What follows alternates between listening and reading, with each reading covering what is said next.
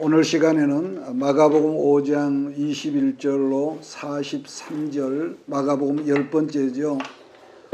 하나님의 음성은 우리가 원한다고 누구나 다 들을 수 있는 것은 아니다라는 제목으로 말씀의 떡을 나누겠습니다.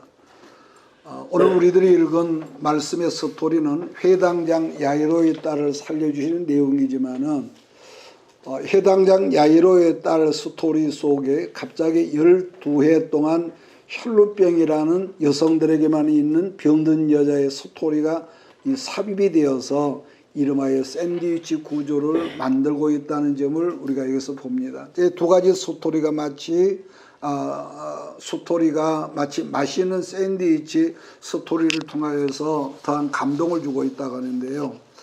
본문 성경 21절 말씀의 내용은 지난 시간에 우리가 말씀을 배웠던 대로 거라사에 귀신 들린 사람을 고쳐준 사건으로 데가볼리의 사람들이 예수님께 이곳을 떠나가 달라고 해서 배를 타고 가버나움으로 돌아오신 이후의 이 사건이란 거죠. 그러니까 예수님이 가버나움에 도착하자마자 어떻게 알았는지 사람들이 몰려들기 시작했다는 점을 우리가 여기서 말씀 속에 상상을 해보면서 우리가 말씀 안으로 들어갈 수 있기를 바랍니다. 자, 그러면은 21절로 23절을 다시 우리가 함께 읽겠습니다. 예수께서 배를 타시고 다시 맞은편으로 건너가시니 큰 무리가 그들에게 모이거늘 이에 바닷가에 계시더니 회당장 중에 하나인 야이로라는 이가 와서 예수를 보고 발 아래 엎드려 간곡히 구하여 이르되 내 어린 딸이 죽게 되었사오니 오셔서 그 위에 손을 얹으사 그로 구원을 받아 살게 하소서 하거늘.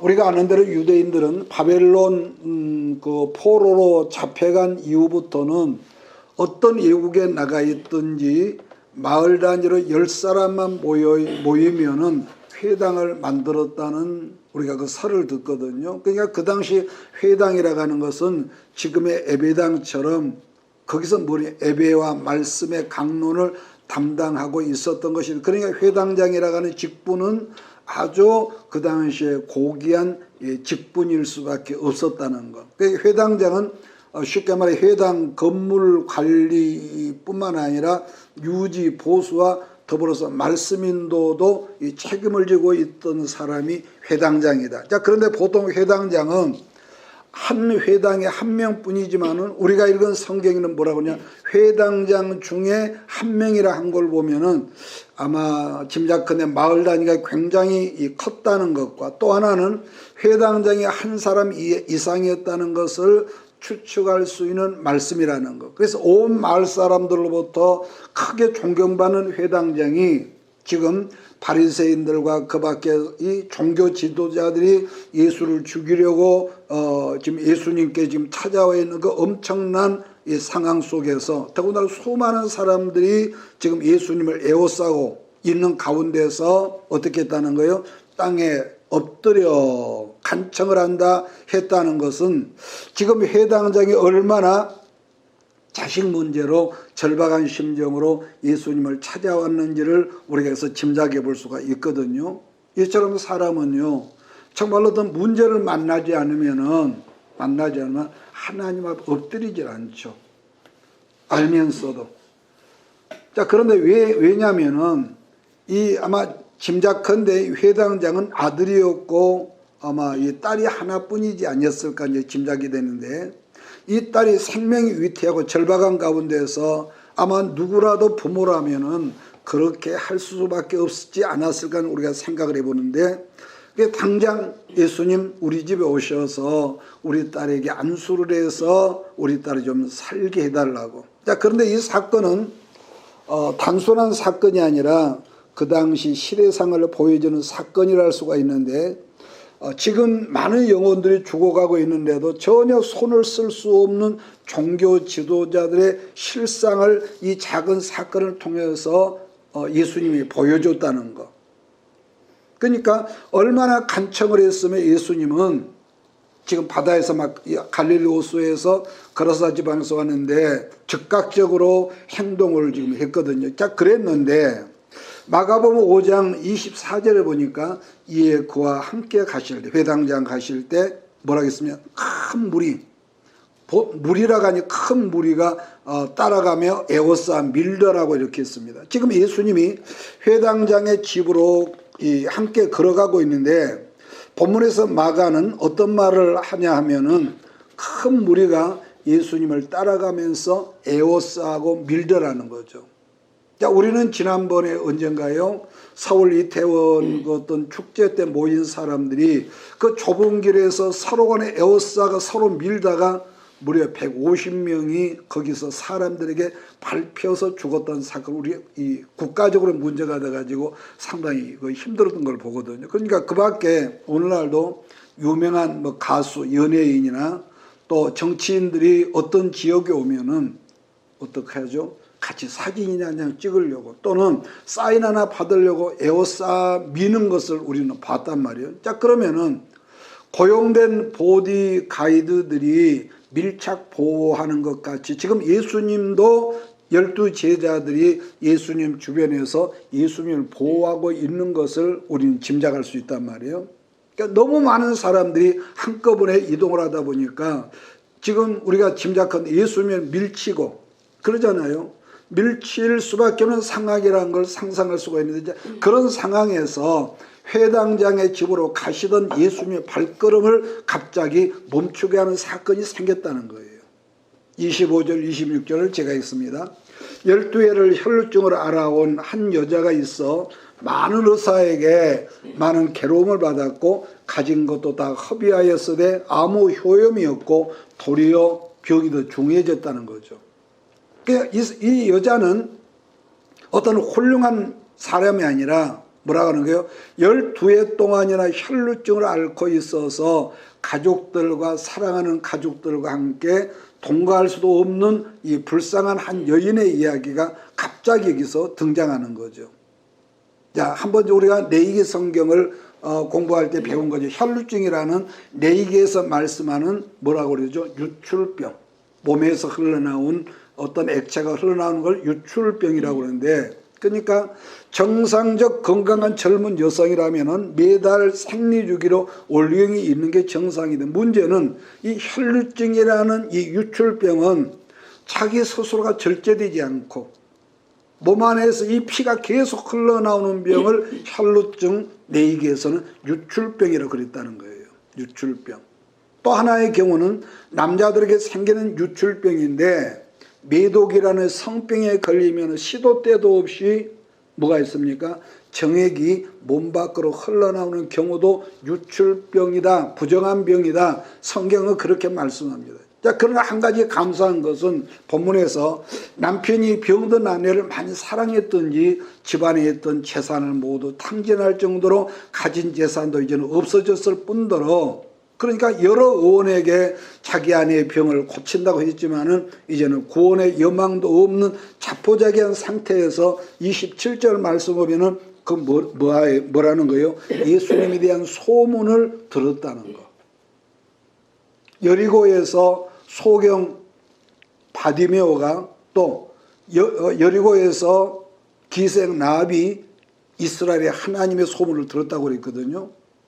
그런 점에서 오늘날로 질병 때문에 돈을 썼으면은 당장 효력이 있으면 얼마나 좋겠지만은 돈은 돈대로 사용했는데도 문제는 몸도 망가지고 돈도 없어지고 이것이 지금 마가가 지금 당시를 설명하는 내용인 거죠. 자, 그런데 마가의 설명 중에 성경을 보는 우리들이 한 가지 힌트를 얻는 것은 혈루증 여인도 12년 동안이나 힘든 생활을 살았는데 47절 말씀 밑에 보면은 야이로의 딸, 회당장의 딸도 나이가 몇 살이라는 거예요? 12살이라는 것인데 왠지 10이라는 숫자를 지금 마가는 강조하는 느낌을 우리가 본단 말이에요. 그러니까 사실 10이라는 숫자가 무슨 숫자입니까? 완전수라고 그래요. 완전 숫자. 그러니까 마가가 상징하는 그 당시에 이스라엘은 사람의 어떤 능력으로도 더 이상 회복할 수 없었다는 것을 이 작은 사건을 통해서 성경 독자들에게 보여주고 있는 것이 아닌가 이렇게 우리가 생각해 볼 수가 있습니다. 27절 28절을 제가 읽습니다. 예수의 소문을 듣고 무리 가운데 끼어 뒤로 와서 아마 살금살금 왔지만은 죽으리 힘을 위해서 파고들었겠지요. 그의 옷에 손을 대니 이는 내가 그의 옷에만 손을 대어도 뭐라고 하는 거예요? 치료하는 역사, 구원을 받으려 생각했다는 거죠. 아마 혈루증 여인이 이제는 더 이상 구원의 여망이 없었던 중에 예수님에 대한 소문을 들었고, 그러니까 예수 그분이라면은 자기 병을 고쳐줄 것 같은 믿음이 있었다는 거 아니겠습니까? 우리가 그 장면을, 그 불쌍하고 힘없는 이 여인을 우리가 한번 상상해 보기로 하겠습니다. 왜냐하면은 12해 동안이나 이 젊은 여성이 가정에서 쫓겨날 수밖에 없는 상황. 왜? 부정하니까. 여성이 혈루증으로 피를 계속 흘렸다면은 무슨 힘이 있었겠냐 말이에요. 그렇지 않겠어요? 그런데 더군다나 지금 예수님은 지금 우리가 본문에 큰 무리 가운데서 사람들에게 떠밀려가는 그런 엄청난 상황이라는 것을 우리가 상상해 보자. 그런데 그런 상황에서 사람들의 인파, 숲을 뚫고 예수님께로 가까이 갔단 이 말인데 얼마나 힘들었을까요? 얼마나. 그런데 드디어 예수님의 옷가에 이 손을 대었다는 마가의 설명인데, 왜냐하면은 27절 8절 말씀을 보면은 그의 옷에 손을 대니 이는 내가 그의 옷에만 손을 대어도 구원, 치료받으리라 생각함일러라. 그랬더니 29절 말씀을 보니까 그의 자기의 믿음대로 혈루증이라는 병에서 치료가 되었음을 여인의 몸이 깨닫게 되었다는 설명으로, 그러니까 기적이 일어난 것인데, 왜냐하면 병이 나은 줄을 몸이 여러분 느끼게 되었다는 거죠. 자, 그러한 사실은 보세요. 아무도 몰랐고 오직 여자 혼자만 자기 몸이 고침받은 것을 알지만은, 근데 또 누가 알았다는 거예요? 마가는 예수님의 몸에서 치료하는 능력이 몸에서 빠져나간 것을 예수님이 아셨다고 말하죠.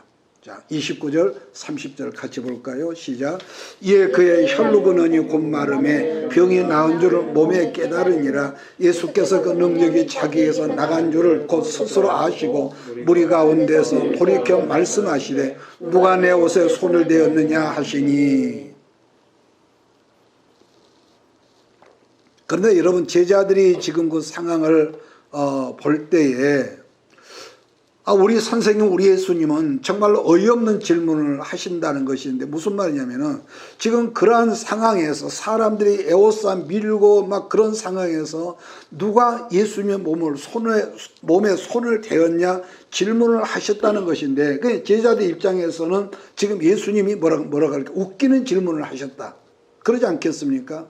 그러니까 제자들의 대답은 여러분 당가가거든요. 아마 우리라도 그랬을 것 같다는 생각을 해봅니다. 31절 제자들이 여짜오되 무리가 에워싸 뭐라는 거예요? 미는 것을 보시며 누가 내게 손을 대었다, 그렇게 그런 말씀을 하십니까? 참 깝깝합니다, 예수님.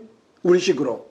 왜냐하면은 지금 상황에서 누구든지 예수님께 가까이 있는 사람들은 손을 저절로 될 수밖에 없는 거거든요. 그런데 다시 말하면은 당시 제자들 영적인 실력이 그 말 속에 그대로 드러났다는 말씀이거든요. 자, 32절 33절 제가 다시 옵니다. 예수께서 이 일 행한 여자를 보려고 둘러보시니 여자가 자기에게 이루어진 일을 알고 두려워하며 떨며 와서 그 앞에 엎드려 모든 사실을 여쭈었다고 그랬습니다. 아무도 몰랐는데 예수님은 다 아시고 그 여자를 찾았다는 거 아니겠습니까? 그랬으니 여자가 두려워 떨었다는 거예요. 아무도 몰랐는데. 왜냐하면은 왜 이 여자가 두려워 떨어요? 물론 예수님을 경외하는 마음도 있었을 거예요. 그러죠? 그런데 원칙적으로 이스라엘 사람이니까 율법에 의하면은 그처럼 부정한 여자가 정상적인 사람들에게 다가와 접촉, 터치했다는 것 자체가 여러분 뭐예요? 돌로 쳐 죽여도 전혀 하자가 없는 거예요. 왜? 다른 사람을 부정하게 만들었으니까. 자, 참고적으로 레위기 성경을 한번 찾아가 보겠습니다. 레위기 성경 15장, 레위기 성경 15장 2절로 5절을 찾으면서 읽으면서 본 말씀을 연결하시길 바랍니다.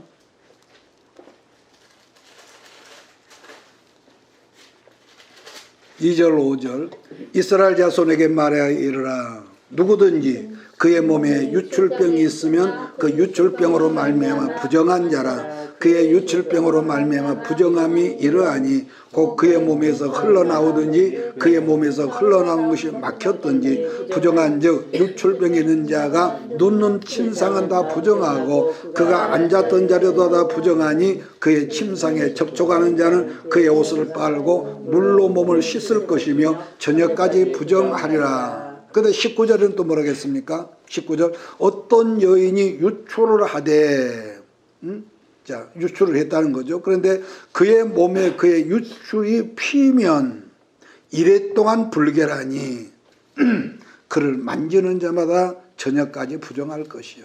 그러니까 만약에 목사님이 지금 유출병에 걸려 있다면은 내가 터치한 모든 사람들이 저녁까지 해질 때까지 부정 곧 더러워진다는 이 설명이거든요. 자, 그러한 말씀을 알고 있었던지 여자의 행동을 보면 두려워 떨며 엎드려 12년 동안 있었던 불행한 자기의 사정을 예수님이 낱낱이다 설명드렸다는 말씀에서 설명이 이제 나오는 거죠. 자, 그러니까 지금 이 여인은 그 많은 사람들을 뭐예요? 밀치면서 예수님께 파고들었으니까 얼마나 많은 사람을 부정하게 더럽게 만들고 심지어는 누구까지 예수님마저도 부정하게 만든 그야말로 죄인 중에 죄인이라는 것 이거란 말이에요. 그러니까 보세요. 12해 동안 비극적인 삶을 살았던 이 여인의 간증을 들은 예수님은 뭐라고 하죠? 괘씸하다 그랬겠습니까?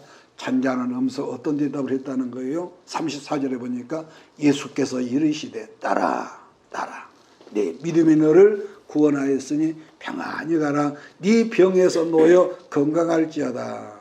얼마나 이 여인이 감격했을까요?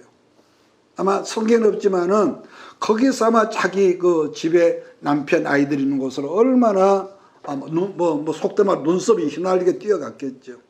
그러니까 우리는 마가복음 5장 회당장 야이로의 딸 사건 중간에 생겨진 마치 별도로 삽입된 성경에서 영과 육의 건강을 담당하신 예수님을 여기서 다시 한번 발견하게 된다는 것. 즉 단순히 병든 몸을 치료하실 뿐만 아니라 그의 믿음이 구원에 이르겠다는 설명이라는 것. 그러니까 이 사건에서 다시 발견하는 또 하나의 말씀은 대속이나 구속이라는 뜻은 죄의 빚을 누군가에게 전가했다는 말이거든요.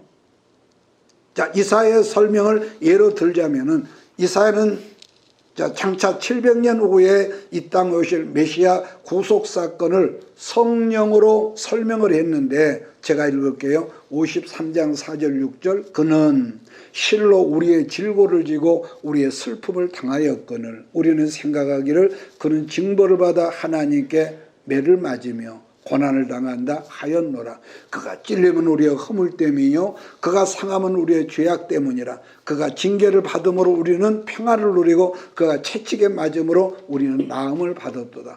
우리는 다 양 같아서 그릇 행하여 각기 제 길로 갔거늘 그 다음에 여호와께서는 우리 모두의 죄악을 뭐라 하죠? 그에게 담당시키셨도다. 그러니까 지금 읽은 말씀 중에서 가장 핵심은 이사야 53장 6절인데 여호와께서는 우리의 죄악을 그에게 옮기셨다. 담당시키셨도다. 그러니까 이 말의 뜻은 우리의 모든 이 죄의 빚을 하나님께서 예수님께로 옮겨버리셨다는 십자가 구속의 말씀이 바로 그거라는 거죠.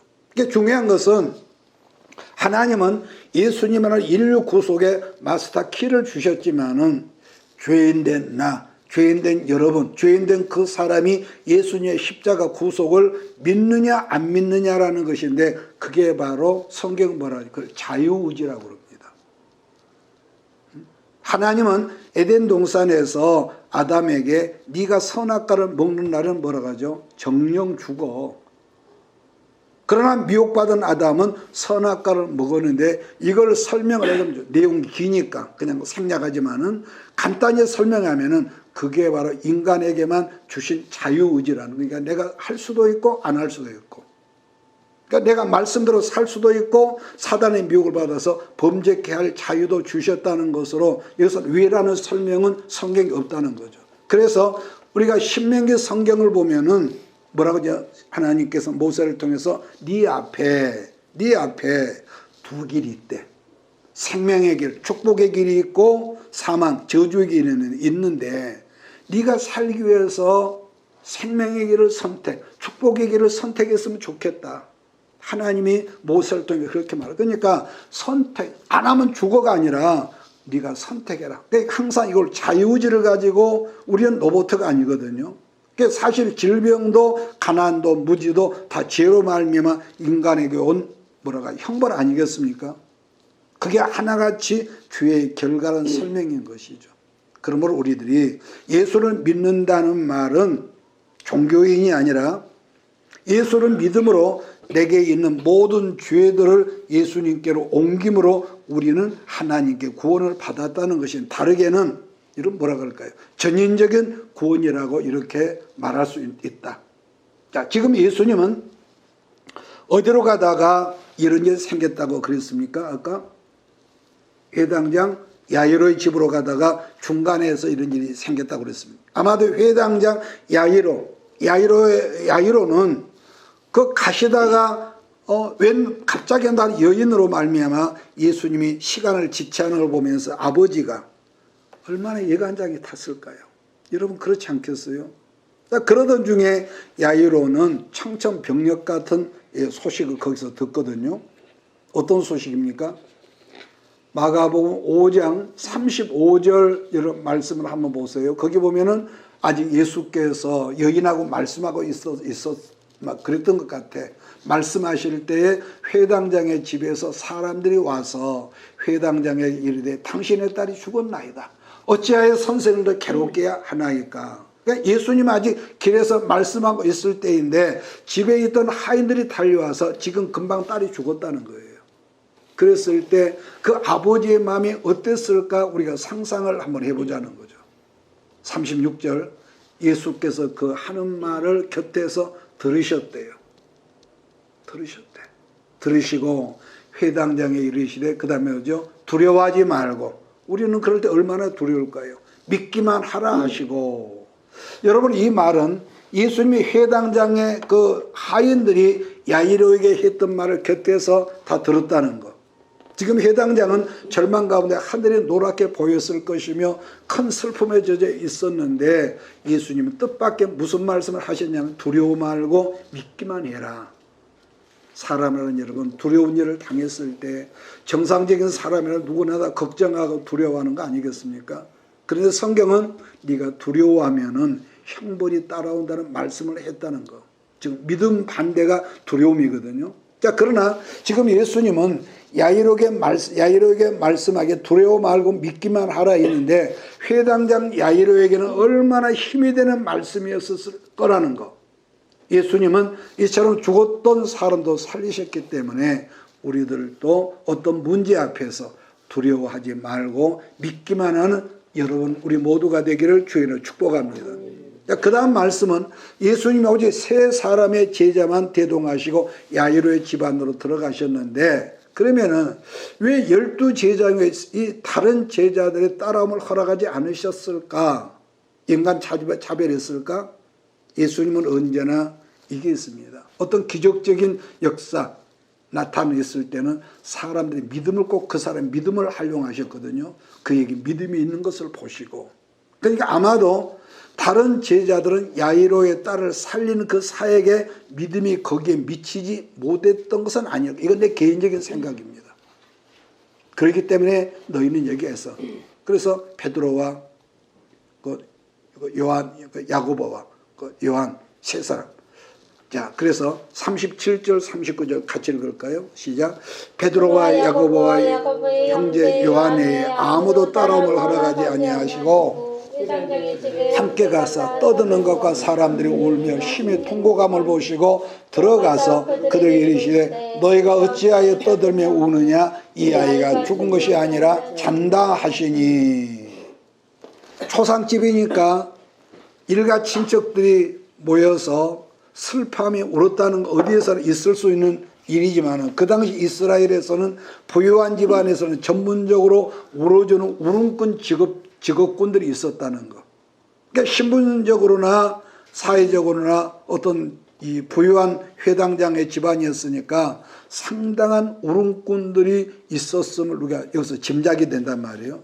자, 그러한 그들을 보시 예수님이 어떤 말씀을 했다느냐면은 이 아이가 죽은 것이 아니라 잔다 했다는 거. 그러니까 같은 성경이라도 여러분 구약에서는 사람이 죽었다고 말하지만 그러나 신약에서는 죽었음을 죽었다 말하지 않고 잔다고 말하는데 신약에서 잔다는 말은 뭘 의미할까요? 부활의 용어라는 것인데 특히 마가는 잔다는 말을 이 마가복음에서 여러 번 반복하고 있거든요. 그러니까 잔다는 말은 뭐예요? 깨어날 것이라는, 깨어날 것이라는. 우리들 오늘 밤 잠을 자지만은 내일 아침에 깨어난다는 것과 같은 이치 아니겠습니까? 그러므로 신약에서는 이 부활의 용어가 잠잔다란 말한 것인데 한 예로 예수님은 나사로가 죽었을 때도 나사로를 뭐라고 합니까? 살리러 간다가 아니라 깨우러 간다 이렇게 말씀하셨다는 것. 자, 40절 43절 말씀을 보고 오늘 시간 정리하겠습니다. 시작. 그들이 비웃더라. 예수께서 그들을 다 내보신 후에 아이의 부모와 또 자기와 함께한 자들을 데리시고 아이 있는 곳에 들어가사 그 아이의 손을 잡고 이르시되 달리다금 하시니 번역하면 곧 내가 네게 말하노니 소녀야 일어나라 하심이라. 소녀가 곧 일어나서 걸으니 나이가 12살이라. 사람들이고 크게 놀라거늘 예수께서 이를 아무도 알지 못하게 하라고 그들을 많이 경계하시고 옛 소녀에게 먹을 것을 주라 하시니라. 예수님 집안으로 들어가시면서 말하기를 이 소녀가 죽은 것이 아니라 잔다 했더니 그 집안에 있던 모든 사람이 뭐라고 했다는 거예요? 비웃었더라, 비웃더라. 비웃는 사람들의 부정적인 불신앙에 모든 사람들을 다 내보내신 다음에 이제 그 아이가 살아나기를 간절히 소원하는 사람 누구라고 그랬습니까? 아이의 부모와 그리고 믿음의 세 사람의 제자만 시체가 있는 방으로 예수님이 들어가셨다고 말하는 거죠. 자, 그리고는 죽어 누워있는 아이의 손을 잡으시고 말하기를 달리다고 곧 소녀야 일어나라 그랬다는 거죠. 여러분 언제나 하나님의 손 그럴 때는요 권능을 의미하거든요. 하나님의 손 그러면 권능을 의미합니다. 그러니까 여기서 달리다곰이라는 말은 아이의 엄마가 잠자는 아이에게 다정하게 일컫는 이것은요 히브리어가 아니라 아람어거든요. 그러면 예수님이 우리가 성경을 읽을 때 이런 점에 우리가 캐션이 붙던데 왜 히브리 사람이네 굳이 예수님께서 아람어를 사용한 이유가 뭘까? 여러분 그러지 않겠습니까? 그 당시에는 아람어는 모든 사람들이 일반적으로 사용하는 말이 아니었다는 거죠. 그럼 왜 그랬을까? 지금도 아니 장차도 오늘 제목이 그런데요. 하나님께서 하시는 말씀은 모든 사람이 다 알아듣는 말이 아니라 소수의 사람들만 알아듣게 된다는 하나의 예표적인 사인이라는 거죠. 이 말이 여러분에게 이해가 됐으면 좋겠습니다.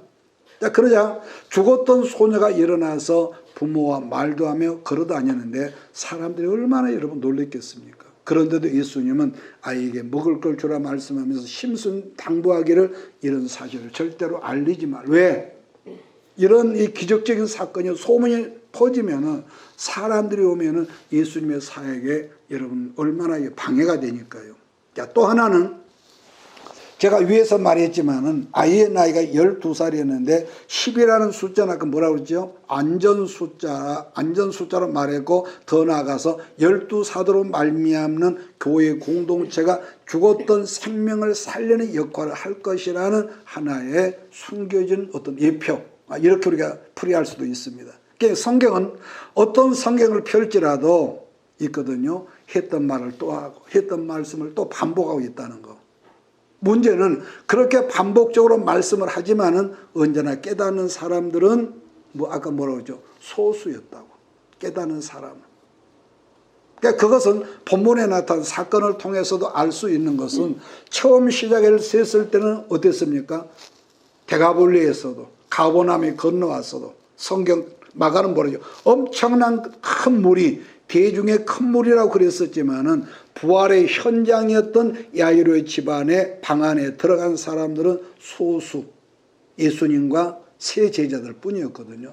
물론 초상집이니까 이미 그 집안에 있는 사람들도 있었지만 그러나 그들은 자기들의 상식이나 자기들의 경험으로만 판단하고 예수님을 아까 뭐라고 그랬죠? 비웃었던 사람들이라는 거. 그러므로 예수님은 야이로의 집안에서도 부활의 현장에 참여할 소수의 사람만 선택하셨다는 점을 우리가 유념할 수 있기를 여러분 부탁을 드립니다. 자, 그러면은 그 소수의 사람들이란 세 사람의 제자와 아이가 살아나는 간절히 소원을 가진 부모와 대동했다고 그랬거든요. 그리고는 마치 암호와 같은 말로 우리는 그냥 늘 들었고 늘 부르고 우리가 찬양에도 달리다고 했던 말이니까 생소하지 않지만 그 당시에는 암호와 같은 말로 달리다굼이라 말하면서 죽었던 아이의 손을 그 권능의 손으로 일으켜 냈다는 것. 자, 그런 점에서 마지막으로 생각한다면 이 말씀은 누구나 다 읽을 수 있는 말씀이라는 점이죠.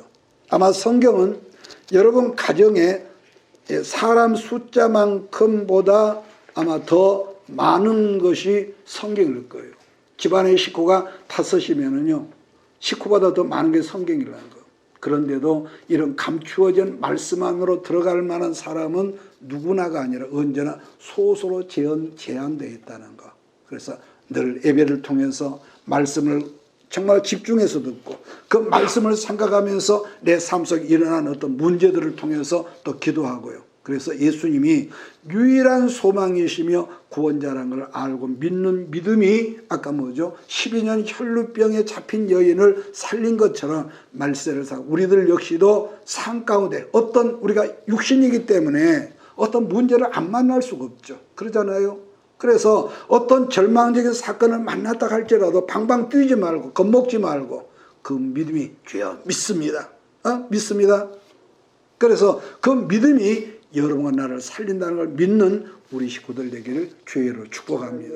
자, 그러면은 본문에 나타난 그 소수의 사람들처럼 여러분 우리들도 어떻게 하면 그러한 복을 누릴 수 있냐 한다면은 예수님은 살아난 소녀에게 먹을 것을 주라고 당부하신 것처럼 우리는 뭘 먹고 살겠습니까?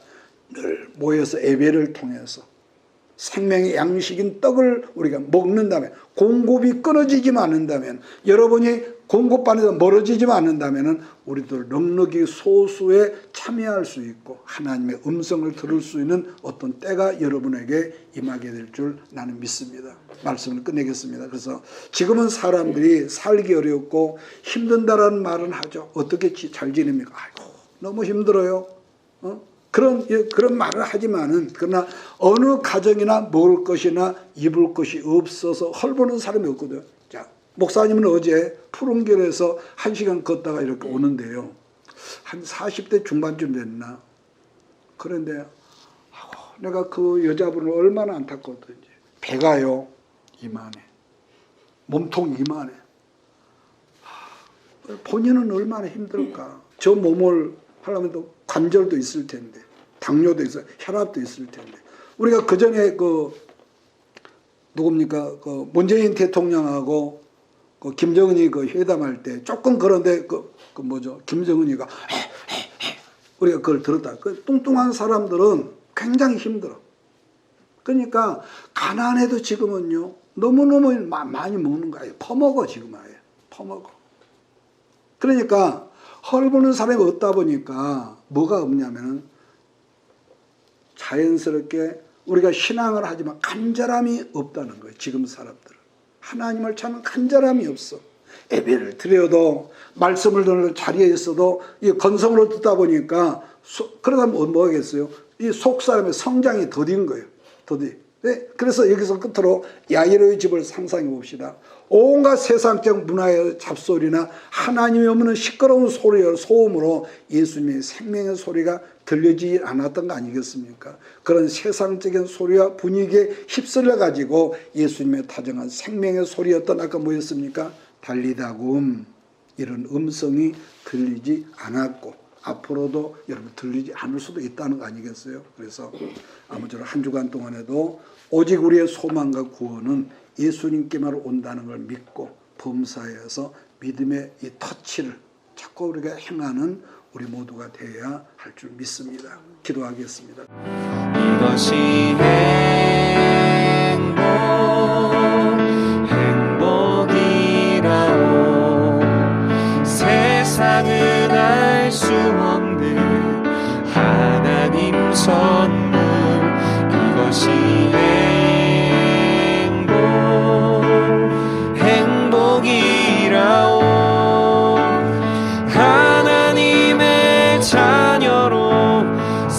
살아가는 것, 이것이 행복이라오.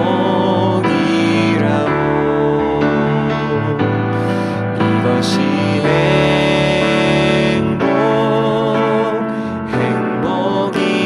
행복이라오. 세상은 알 수 없는 하나님 선물, 이것이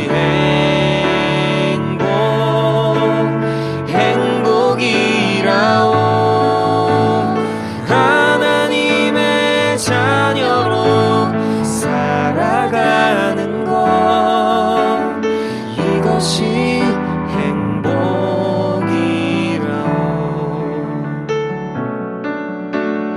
이것이 행복이라오.